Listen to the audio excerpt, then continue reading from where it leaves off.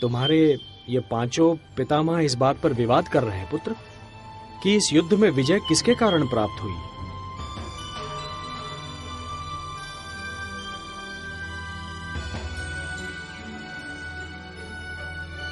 सोच समझकर उत्तर देना पौत्र। ना जाने किस आधार पर आप सब अपने आप को इस युद्ध का नायक मान रहे हैं।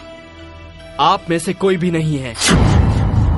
इस युद्ध के एक ही महानायक हैं, मेरे गुरुदेव श्री कृष्ण।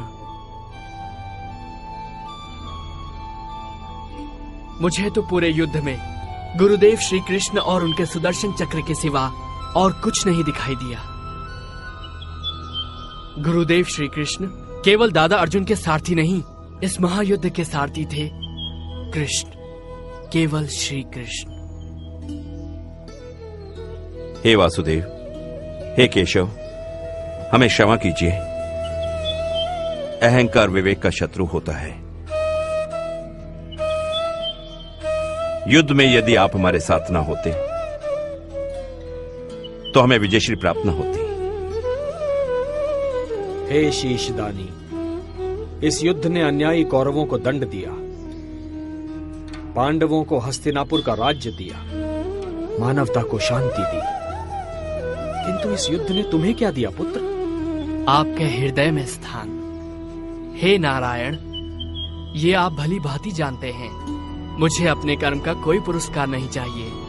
हे निष्काम कर्मयोगी, तुम्हारे कर्म का पुरस्कार तो मैं तुम्हें दूंगा। कलयुग में तुम मेरे ही नाम से जाने जाओगे और मेरी सारी शक्तियां तुम में निहित होंगी।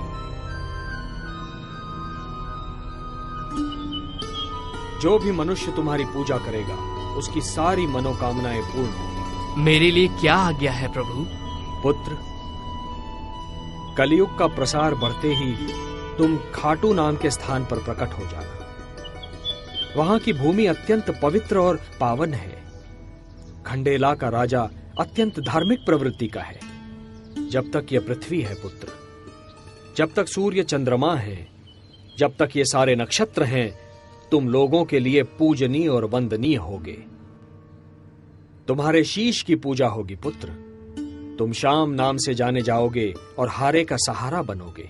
ओम नमो भगवते वासुदेवाय। कीर्तिमान भव।